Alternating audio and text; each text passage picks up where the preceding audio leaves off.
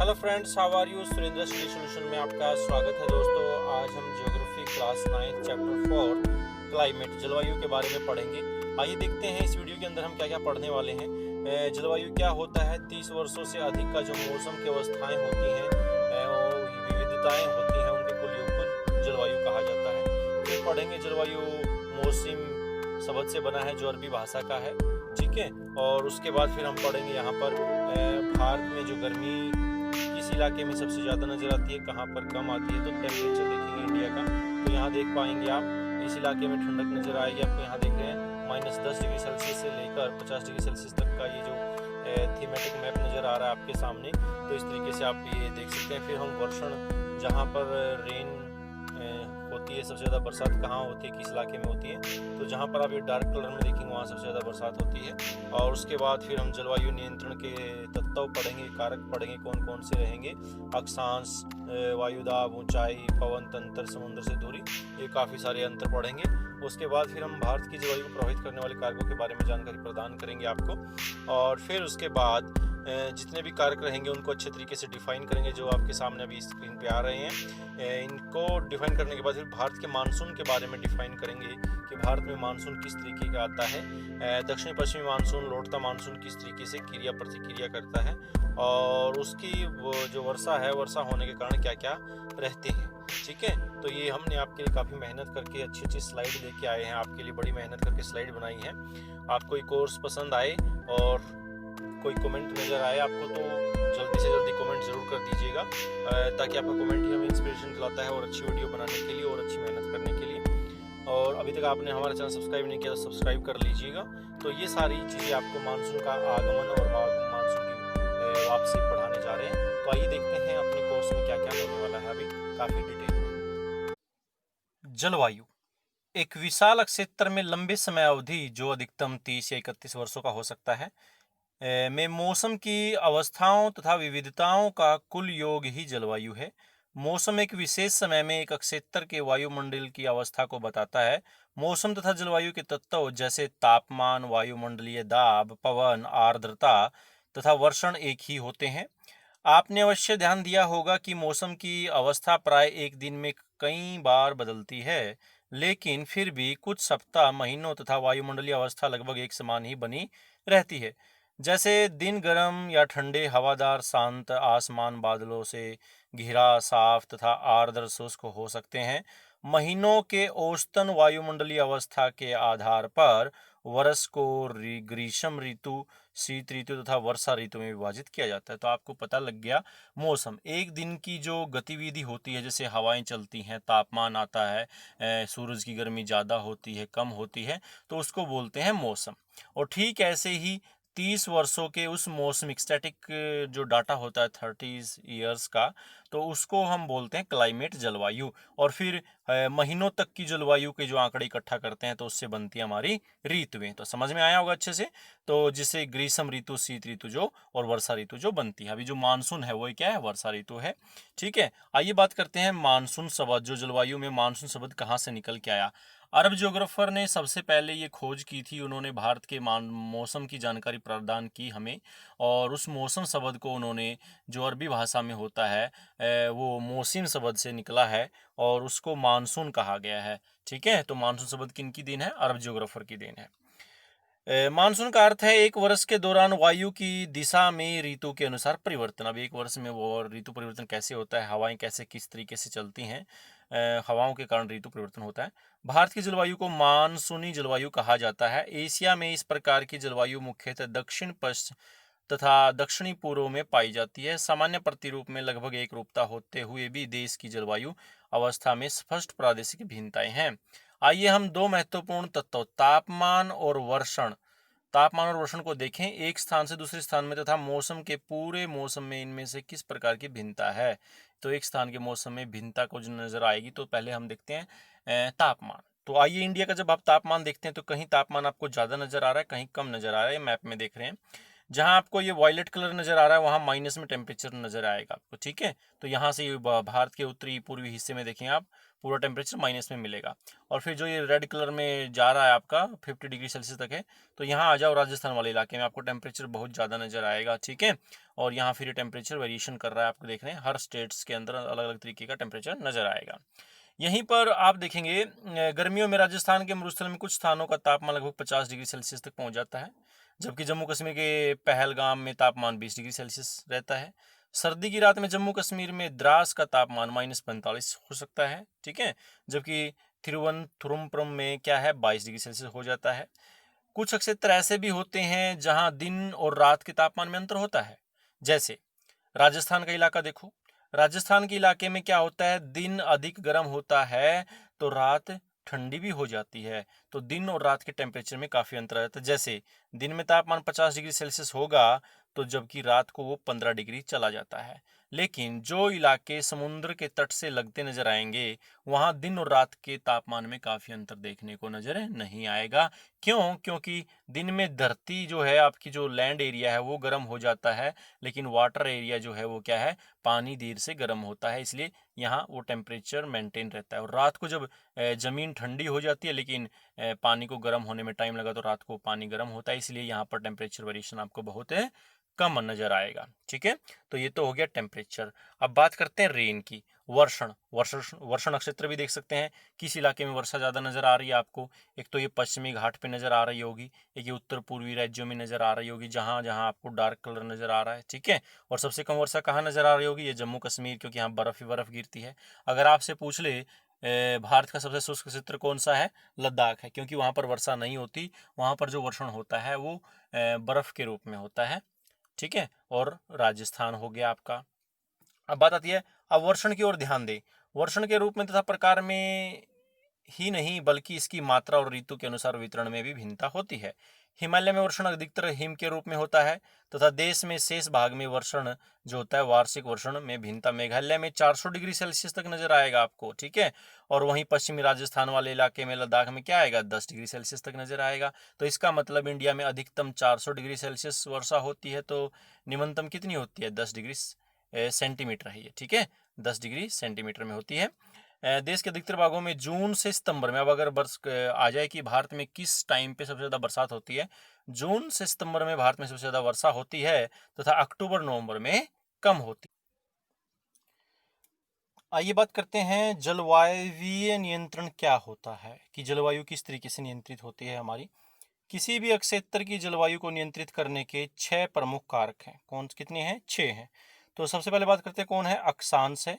दूसरा है एल्टीट्यूड, ऊंचाई, तुंगता बोलते हैं जिसे। फिर है एयर प्रेशर, वायुदाब या विंड, पवन तंत्र है जो विंड सिस्टम है। और फिर है समुद्र से दूरी और महासागरीय धाराएं तथा ऊंचावच लक्षण।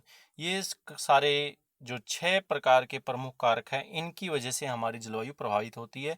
कहीं ठंडी होती है, कहीं सर्दी का मौसम होता है, ये सारे कारण होते हैं।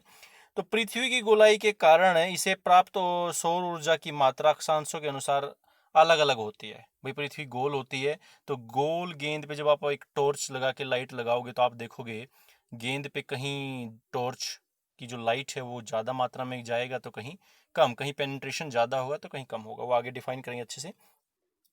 इसके परिणाम स्वरूप तापमान विषुवत वृत्त से ध्रुव की ओर सामान्य घटता जाता है। जब कोई व्यक्ति पृथ्वी की सतह से ऊंचाई की ओर जाता है तो वायुमंडल की सघनता कम होती जाती है तथा तापमान घट जाता है, इसलिए पहाड़ियाँ गर्मी के मौसम में भी ठंडी होती हैं। तो ऊंचाई के हिसाब से भी बताया, जैसे जैसे आप ऊंचाई पे जाओगे ठंडक मिलती है। किसी भी क्षेत्र का वायुदाब एवं पवन तंत्र उस स्थान के अक्षांश ऊंचाई पर निर्भर करता है। जो हवाएं चलती हैं भाई, जिसमें आप आगे पढ़ेंगे, तो हवाएं चलने का कारण क्या होता है, कहीं गर्मी ज़्यादा हो जाती है तो वहाँ की हवा गर्म होकर ऊपर उठने लग जाती है और उसकी जगह लेने के लिए कोई दूसरी जगह से हवा आती है, ठीक है।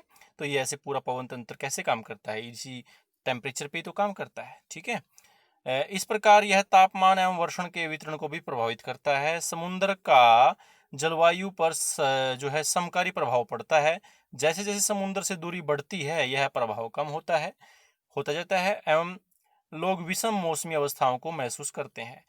इसे महाद्वीपीय अवस्था गर्मी में बहुत अधिक गर्म और सर्दी में बहुत अधिक ठंडा कहते हैं। महासागरीय धाराएं समुद्र से तट की ओर चलने वाली हवाओं के साथ तटीय क्षेत्रों की जलवायु को प्रभावित करती है। उदाहरण के लिए कोई भी तटीय क्षेत्र जहां गर्म या ठंडी जलधाराएं बहती हैं और वायु की दिशा समुद्र से तट की ओर हो, तब वह तट गर्म तथा ठंडा हो जाएगा। अब बात करते हैं, जैसे ही हमने बात की तटीय के इलाके की, तो यहाँ पे आपने देखा जो जलवायु प्रमुख कारण थे कितने थे हमारे, 6 थे ना। तो उस 6 में सबसे पहले जो हमारे जलवायु को प्रभावित करने वाले कारक थे, सबसे पहले बात करते हैं अक्षांश की। तो आइए देखते हैं। जैसे ही आप देखें अक्षांश क्या होते हैं, लैटिट्यूड होते हैं ना भाई, जो ग्लोब पर लेटी हुई जो लाइन है उनको क्या बोलते हैं, अक्षांश। तो यहाँ देखिए पृथ्वी हमारे 23.5 डिग्री पे झुकी होती है सूरज के सामने जब होती है, तो आप देखेंगे सूरज की किरणें, अब यहाँ पर देखेंगे तो आप देखेंगे साल भर सूरज की किरणें कर्क रेखा और भूमध्य रेखा के बीच में पड़ती रहती हैं। इसका मतलब ग्लोब पर इस इलाके में साल भर गर्मी रहती है। तो एक बार सूरज यहाँ आप देखते हैं 21 जून को कर्क रेखा पे होता है, 22 दिसंबर को मकर पे होता है, तो साल भर सूरज का उत्तरायण दक्षिणायन चलता रहता है, जिसके कारण गर्मी सर्दी होती है। तो आप देखेंगे कोई भी लोकेशन अगर ट्रॉपिकल रीजन में होगी, इक्वेटर के नज़दीक होगी, तो वहाँ साल भर गर्मी देखने को मिलेगी, और ज्यों-ज्यों इक्वेटर से नज़दीक होंगे तो सर्दी देखने को मिलेगी। अब बात करते हैं इंडिया की। इंडिया भाई ऐसी लोकेशन पे है यहाँ पे जिसके बीचों बीच कर्क रेखा गुजरती है, मतलब इंडिया आधा कर्क रेखा से नीचे है तो आधा कर्क रेखा से ऊपर है। तो भारत की जलवायु अक्षांश से जब हम देखेंगे, भारत के बीचों बीच एक रेखा गुजरती है जिसको कहते हैं ट्रॉपिक ऑफ कैंसर कर्क रेखा। तो इसका मतलब ये नीचे वाला जो पोर्शन है ये ट्रॉपिकल रीजन में आता है और ऊपर वाला सब ट्रॉपिकल में आता है। तो हमारे यहाँ क्लाइमेट भी दो तरह के हो गए, ऊपर जो क्लाइमेट हो गया हमारा वो सब ट्रॉपिकल है और नीचे जो हो गया ट्रॉपिकल है। तो इंडिया उष्ण कटिबंध, इस बीच वाले को क्या बोलते हैं, उष्ण कटिबंध। तो उष्ण कटिबंधीय भी है और शीतोष्ण कटिबंधीय भी है, ठीक है। कर्कवृत्त देश के मध्य भाग पश्चिम में कच्छ के रण से लेकर पूर्व में मिजोरम से होकर गुजरती है। देश लगभग आधा भाग कर्क रेखावृत्त के दक्षिण में स्थित है जो उष्ण कटिबंधीय क्षेत्र है। कर्कवृत्त के उत्तर में स्थित शेष भाग उपोष्ण कटिबंध है। तो ऊपर वाला उपोष्ण कटिबंध हो गया, नीचे वाला उष्ण कटिबंध हो गया। तो ये सब ट्रॉपिकल है, ये ट्रॉपिकल रीजन है। इसलिए भारत की जलवायु में उष्ण कटिबंधीय जलवायु एवं उपोष्ण कटिबंधीय जलवायु दोनों ही विशेषताएं उपस्थित हैं।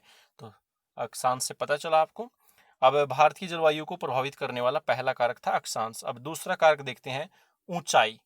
ऊंचाई की जो बात करते हैं हम भारत की, देखो ये फिजिकल मैप है इंडिया का। तो जहां जहां आपको ग्रीन एरिया नजर आ रहा होगा ना वो प्लेन एरिया है, और जहां जहां ये ब्राउन डार्क ब्राउन नजर आ रहा है ना वो एल्टीट्यूड एरिया, मतलब ऊंचा इलाका है, पहाड़ी इलाका है।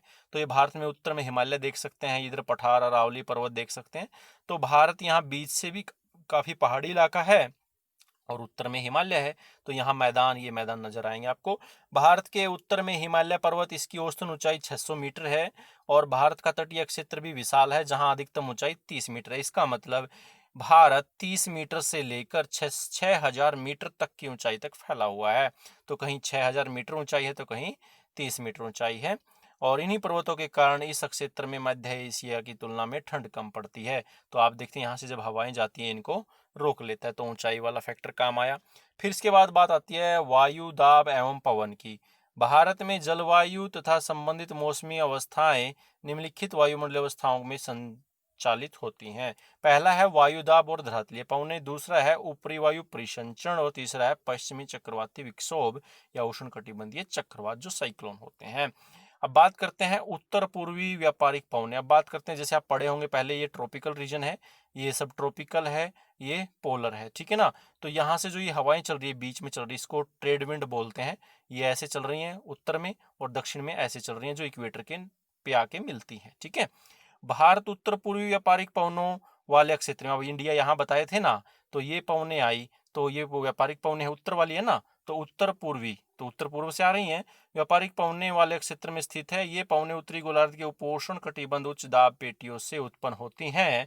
ये दक्षिण की ओर बहती हैं और कोरियोलिस बल के कारण दाहिनी ओर विक्षेपित होकर विषुवतीय निम्न दाब वाले क्षेत्रों की ओर बढ़ती है। अब ये विषुवतीय क्या है, निम्न दाब क्षेत्र है। क्योंकि ये स्थलीय भागों पर उत्पन्न होती हैं एवं इसलिए इन पवनों के द्वारा वर्षा कम या नहीं होती है। इस प्रकार भारत को शुष्क क्षेत्र होना चाहिए, लेकिन ऐसा नहीं है। आइए देखिए ऐसा क्यों नहीं है। अब बात करते हैं, भारत की वायु दाब एवं पवन तंत्र अद्वितीय है। अब अद्वितीय कैसे हैं? शीत ऋतु में हिमालय के उत्तर में उच्च दाब होता है। उच्च दाब का मतलब आपने यहाँ सीखा होगा, जहाँ टेम्परेचर ज़्यादा होता है वहाँ की वायु गर्म होकर ऊपर चली जाती है, जहाँ टेम्परेचर कम होता है वहाँ की वायु ठंडी होकर नीचे बैठती है। तो जब हवाएं नीचे बैठेंगी तो एयर प्रेशर ज़्यादा बनेगा, तो वहाँ हाई प्रेशर बनता है, और जहाँ हवाएं गर्म होकर ऊपर उठती हैं वहाँ लो प्रेशर बनेगा। तो इस तरीके से आपने देखा ये विंड मूवमेंट हो गया। तो high pressure to low pressure. Bharat की वायु दाब पवन तंत्र अद्वितीय है। शीत ऋतु में हिमालय के उत्तर में उच्च दाब होता है। इस क्षेत्र की ठंडी शुष्क हवाएं दक्षिण में निम्न दाब वाले महासागरीय क्षेत्र के ऊपर बहती हैं। ग्रीष्म ऋतु में आंतरिक एशिया एवं उत्तर पूर्वी भारत के ऊपर निम्न दाब क्षेत्र उत्पन्न हो जाता है। इसके कारण गर्मी के दिनों में वायु की दिशा पूरी तरह से परिवर्तित हो जाती है। वायु दक्षिण में स्थित हिंद महासागर के उच्च दाब वाले क्षेत्र से दक्षिण पूर्वी दिशा में बहते हुए विषुववृत्त को पार कर दाहिनी ओर मुड़ते हुए भारतीय महाद्वीप पर स्थित निम्न दाब की ओर बहने लगती है। इन्हें दक्षिणी पश्चिमी मानसून पवनों के नाम से जाना जाता है। ये पवनें उष्ण महाद्वीपों के ऊपर से बहती है और निम्न नमी ग्रहण करती है तथा भारत की मुख्य भूमि की ओर वर्षा करती है। तो यहाँ देखेंगे आप, जैसे अब भारत के उत्तरी हिस्से में गर्मी हो जाती है, यहाँ की हवा गर्म होकर ऊपर उठती है, इसकी पूर्ति करने नीचे से हवा आती है, तो ये समुद्रों से चल के आती है। तो जब इन समुद्रों से चल के आती है इसमें गर्मी अधिक होती है, नमी भी ज़्यादा होती है और भारत में आके वर्षा कर देती है। तो भारतीय मानसून, भारत की जलवायु मानसूनी पवनों से बहुत अधिक प्रभावित होती है। ऐतिहासिक काल में भारत में आने वाले नाविकों ने सबसे पहले मानसून परिघटना पर ध्यान दिया। पवन तंत्र की दिशा उलट जाने उत्क्रमण के कारण उन्हें लाभ हुआ, चूंकि उनके जहाज पवन के प्रवाह की दिशा पर निर्भर थे। अरबवासी जो व्यापारियों की तरह भारत आए थे, उन लोगों ने पवन तंत्र के इस मौसमी उत्क्रमण को मानसून कहा। तो भाई उन्होंने देखा कि कुछ सीजन के बाद कभी हवाएं ऐसे चल रही थी, जब सूरज उत्तरी गोलार्ध में आता है तो गर्मी, और जब दक्षिण में चला जाता है तो यहाँ ठंडी हो जाती है उत्तर भारत में, तो हवाएं फिर ऐसे चलने लग जाती हैं। हवाओं का एक बार उत्तर भारत की ओर चलना और एक बार उत्तर भारत से दक्षिण की ओर चलना। मानसून का प्रभाव उष्णकटिबंधीय क्षेत्रों में लगभग 20 डिग्री उत्तर और 20 डिग्री दक्षिण के बीच रहता है। मानसून की प्रक्रिया को समझने के लिए निम्नलिखित तथ्य महत्वपूर्ण है। सबसे पहला तथ्य क्या है? वो है स्थल तथा जल। स्थल तथा जल के गर्म एवं ठंडे होने की विभेदीय प्रक्रिया के कारण भारत के स्थल भाग पर निम्न दाब क्षेत्र उत्पन्न होता है, जबकि इसके आसपास के समुद्रों के ऊपर उच्च दाब क्षेत्र होता है। तो यहाँ देखा आपने निम्न दाब और उच्च दाब, स्थल और जल का क्या कारण होता है। अब आपने देखा समुद्रों के ऊपर क्या बनता है? उच्च दाब। अब वहाँ पर क्या होता है? स्थल जल्दी से गर्म हो जाता है, समुद्र देर से गर्म होता है। तो यहाँ पर जब टेम्परेचर ज़्यादा होगा तो लो प्रेशर हो जाएगा, यहाँ पर क्या रहेगा? हाई प्रेशर रहेगा। दूसरा जो कारण है भारतीय मानसून का, ग्रीष्म ऋतु के दिनों में अतः उष्ण कटिबंधीय अभिसरण क्षेत्र की स्थिति गंगा के मैदानों की ओर खिसक जाती है। यह विषुवतीय वृत्त है जो प्राय विषुवतीय वृत्त 5 डिग्री उत्तर में स्थित होता है। इसे मानसून ऋतु में मानसून वृत्त के नाम से जाना जाता है। अब बात आती है 21 जून को, जब सूरज कर्क रेखा पे होता है तो उत्तरी गोलार्ध में गर्मी बढ़ जाने से, भारत के मध्य गर्मी बढ़ जाने से, तो सारे की सारे जो आप देखेंगे हवाएं भारत की ओर चलने लग जाती हैं समुद्र से चल के। और फिर जो भूमध्य रेखा में जो सबसे ज़्यादा गर्मी होती है वो थोड़ी गर्माहट ऊपर की ओर बढ़ जाती है, क्योंकि सूरज जो ऊपर चला गया है ना, तो ये जो भूमध्य रेखा के अंदर जो गर्मी होती है वो थोड़ी सी ऊपर खिसक जाती है, जिसको इंटर ट्रॉपिकल कन्वर्जेंस जोन बोलते हैं। तो जून के टाइम पे क्या होता है, यहाँ से ये देख रहे हैं आप, जो इंटर ट्रॉपिकल कन्वर्जेंस यहाँ आ जाता है, मतलब गर्माहट यहाँ ज़्यादा बन जाती है, तो यहाँ हवाएं इधर चलने लग जाती हैं समुद्र से। ठीक है। तो भारतीय मानसून में फिर है तीसरा है, हिंद महासागर में मेडागास्कर के पूर्व लगभग 20 डिग्री दक्षिण अक्षांश के ऊपर उच्च दाब वाला क्षेत्र होता है, और इस उच्च दाब वाले क्षेत्र में स्थित तीव्रता भारतीय मानसून को प्रभावित करती है। अब ये रहा भाई मेडागास्कर वाला इलाका। ठीक है। तो यहाँ देखेंगे आप, जब गर्माहट यहाँ चली गई है तो यहाँ ठंडा इलाका नजर आएगा ना, तो यहाँ से हवाएं क्या चलेंगी? भारत की ओर चलेंगी। तो जब यहाँ से हवाएं मेडागास्कर से भारत की ओर चलेंगी तो क्या बनेगा? मानसून आएगा कि नहीं आएगा? ठीक है ना। तो मानसून ऐसे आया। फिर नेक्स्ट है ग्रीष्म ऋतु में तिब्बत का पठार बहुत अधिक गर्म हो जाता है, जिसके परिणाम स्वरूप पठार के ऊपरी समुद्र तल से लगभग 9 किलोमीटर की ऊंचाई पर तीव्र ऊर्ध्वाधर वायु धाराओं एवं उच्च दाब का निर्माण होता है। तो ये कह रहा है ग्रीष्म ऋतु में, भाई जब गर्मी आती है तिब्बत का पठार क्या हो जाता है, बहुत गर्म हो जाता है, तो यहाँ की हवाएं गर्म होकर ऊपर उठने लग जाती हैं और इसकी पूर्ति करने यहाँ साइड से कोई हवाएं आती हैं। तो यहाँ जब समुद्र से हवाएं आएंगी तो भारत में क्या होगा, बरसात होगा। नेक्स्ट पॉइंट है जो आपका कि भाई ग्रीष्म ऋतु में हिमालय के उत्तर पश्चिमी जेट धाराओं तथा प्रायद्वीपीय भारतीय प्रायद्वीप के ऊपर उष्णकटिबंधीय पूर्वी जेट धाराओं का प्रभाव होता है। तो यहाँ पर आप देखेंगे पश्चिमी जेट ये यहाँ से यहाँ ऐसे जाने लग जाता है और पूर्वी जेट यहाँ से ये आ रहा है। तो यहाँ देखेंगे धरातलीय पवनें जो होती हैं, धरातलीय पवनें ऐसे चलेंगी। तो जेट क्या होता है, जब हवाएं धरातल पे चलती हैं और ऊपर की ओर उठ के जब ऊपर चलने लगती हैं, तो जब ऊपर हवाएं चलती हैं आसमान में तो उनको बोलते हैं जेट प्रवाह। ठीक है, तो नेक्स्ट पॉइंट है आपका विंड और जेट स्ट्रीम। यहाँ देख रहे हैं, यहाँ से विंड कहलाएगा, ऊपर जाएगा तो जब हवाएं बैठेंगी क्या कहलाएगा, जेट स्ट्रीम कहलाएगा। जैसे आपने देखा भूमध्य रेखा में हवाएं गर्म होकर ऊपर उठती हैं फिर ऐसे चली जाती हैं, तो इधर से फिर अगले इलाके से आप देखेंगे हवाएं गर्म होकर ऊपर उठती हैं, तो फिर जब यहाँ ये जो देखें आप, यहाँ जो हवाएं जब आसमान में हवाएं चली जाती हैं उसको बोलते हैं जेट स्ट्रीम, जेट प्रवाह, और जो धरातल पे होती है उसको पवन बोलते हैं। तो ये पूरा का पूरा आप ट्रॉपिकल रीजन में देखेंगे आप, ट्रॉपिकल एयर होता है, ये टेम्परेट एयर होता है, ये पोलर होता है। ठीक है, तो यहाँ से विंड और स्ट्रीम की काफ़ी भूमिका होती है आपकी जलवायु के लिए। इंटरट्रॉपिकल कन्वर्जेंस जोन, जिसको ITC-Z भी बोल देते हैं और हिंदी में जिसका नाम है उष्ण कटिबंधीय अभिसरण क्षेत्र। तो बात करते हैं ये कौन सा क्षेत्र है, ये भूमध्य रेखा वाला क्षेत्र है जहां साल भर गर्मी पड़ती रहती है। सूरज के उत्तरायण होने पे ये थोड़ा सा उत्तर की ओर खिसक जाता है और दक्षिणायन होने पे थोड़ा सा नीचे की ओर खिसक जाता है। तो जैसे जून का महीना होता है तो ये उत्तर की ओर आ जाता है, दिसंबर के महीने में दक्षिण की ओर चला जाता है। कारण क्या रहता है, क्योंकि जून में 21 जून को सूरज कर्क रेखा पे चला जाता है, उत्तरी गोलार्ध में गर्मियां बढ़ जाती हैं और 22 दिसंबर को सूरज मकर रेखा पे चला जाता है, गर्मियां दक्षिण की ओर चली जाती हैं। ये विषुवतीय अक्षांशों में विस्तृत गर्त है, निम्न दाब का क्षेत्र होता है। यहीं पर उत्तर पूर्वी एवं दक्षिणी पूर्वी व्यापारिक पवनें आपस में मिलती है और यह अभिसरण क्षेत्र विषुवत वृत्त के लगभग समानांतर होता है, लेकिन सूर्य की आभासी गति के साथ साथ यह उत्तर या दक्षिण की ओर खिसकता है। ठीक है ना, तो ये सोलर एनर्जी आती रहती है यहाँ पे। अब बात करते हैं दक्षिणी दोलन होता क्या है। इसके अतिरिक्त दक्षिणी महासागरों के ऊपर दाब की अवस्थाओं में परिवर्तन भी मानसून को प्रभावित करता है। सामान्यतः जब दक्षिण प्रशांत महासागर के उष्णकटिबंधीय पूर्वी भाग में उच्च दाब होता है, तब हिंद महासागर के उष्णकटिबंधीय पूर्वी भाग में निम्न दाब होता है। लेकिन कुछ विशेष वर्षों में वायु दाब की स्थिति विपरीत हो जाती है तथा पूर्वी प्रशांत महासागर के ऊपर हिंद महासागर की तुलना में निम्न दाब क्षेत्र बन जाता है। दाब की अवस्थाओं में यह नियतकालिक परिवर्तन को दक्षिणी दोलन के नाम से जाना जाता है। तो आप देख रहे हैं प्रशांत महासागर और हिंद महासागर और प्रशांत महासागर में जब वायु दाब में अंतर आ जाता है और उसी को ही क्या बोलते हैं, दक्षिणी दोलन बोलते हैं। अब डार्विन जो जगह है उत्तरी गोलार्ध ऑस्ट्रेलिया के अंदर, ये डार्विन है ऑस्ट्रेलिया के बिल्कुल उत्तर में नजर आएगा आपको। ठीक है, जो कहाँ कितना है, 12 डिग्री 30 मिनट दक्षिणी अक्षांश, 12 डिग्री 30 मिनट दक्षिणी अक्षांश और 131 डिग्री पूर्वी देशांतर, 131 डिग्री पूर्वी देशांतर पर है ये डार्विन। तथा ताहिती जो प्रशांत महासागर में 18 डिग्री दक्षिणी अक्षांश, 18 डिग्री दक्षिणी अक्षांश और 149 डिग्री पश्चिमी देशांतर, 149 डिग्री पश्चिमी देशांतर के बीच में पड़ती है लोकेशन के दाब के अंतर की गणना मानसून की तीव्रता के पूर्वानुमान के लिए की जाती है। अगर दाब का अंतर ऋणात्मक है तो इसका अर्थ होगा औसत से कम तथा विलंब से आने वाला मानसून। एलिनो दक्षिणी दोलन से जुड़ा हुआ एक लक्षण है।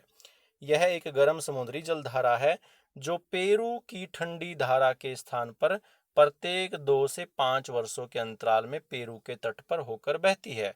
दाब की अवस्था में परिवर्तन का संबंध एलिनो से है, इसलिए इस परिघटना को एलिनो दक्षिणी दोलन कहा जाता है। तो इनसो जो एल नीनो है वो दक्षिणी दोलन ही है, सदर्न ओसिलेशन बोलते हैं। एल नीनो सदर्न ओसिलेशन इसका फुल फॉर्म बनता है इनसो का। ठीक है, तो दोस्तों भारत में मानसून को जो प्रेडिक्शन किया जाता है कब बरसात होगा कैसा होगा, तो वो लोकेशन कौन कौन सी हैं? डार्विन और ताहिती। तो ताहिती प्रशांत महासागर में है, डार्विन कहाँ है?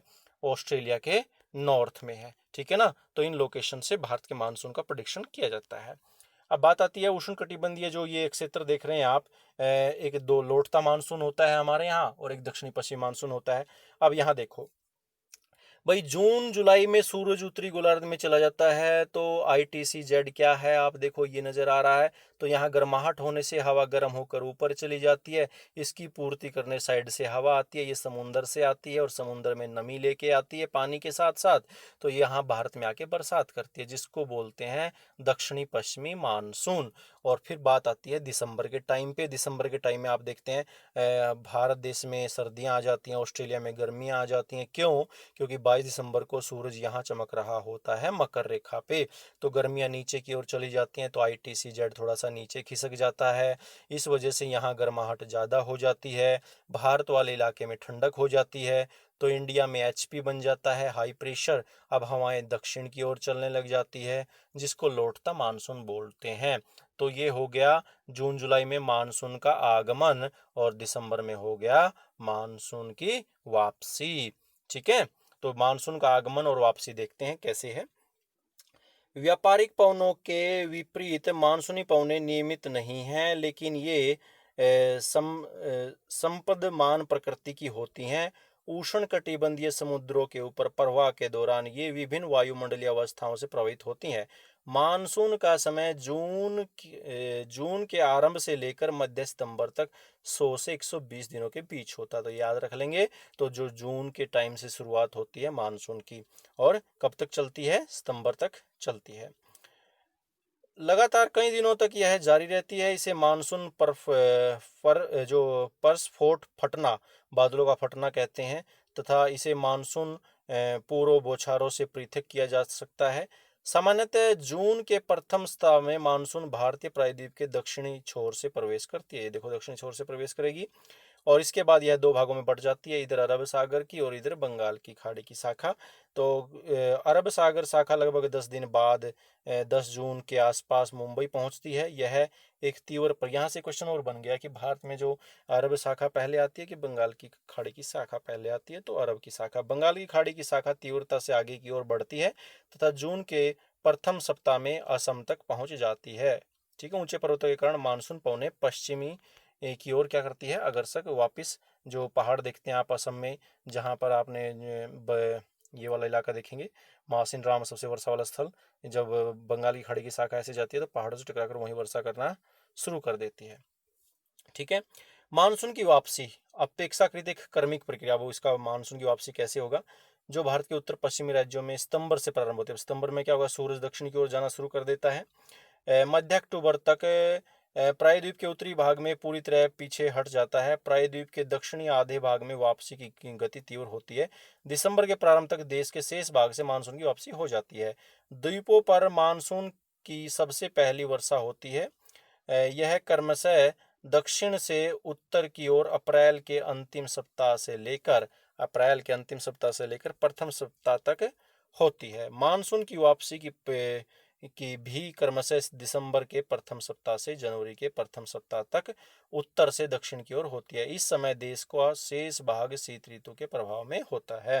तो आपने देखा द्वीपों पर मानसून सबसे पहले होती है जब ये लौटता मानसून होता है, और दक्षिण से उत्तर की ओर अप्रैल के अंतिम सप्ताह में से लेकर मई के प्रथम सप्ताह तक होती है। मानसून की वापसी भी क्रमशः दिसंबर के प्रथम सप्ताह से जनवरी के प्रथम सप्ताह तक होती है। ठीक है ना, तो ये मानसून का आगमन वापसी पड़ी होगी। दोस्तों आपको कैसा लगा वीडियो? दोस्तों को शेयर जरूर कीजिएगा, कमेंट बॉक्स में कमेंट कीजिएगा। इसके साथ दोस्तों धन्यवाद। Thanks for watching this video. Have a nice day.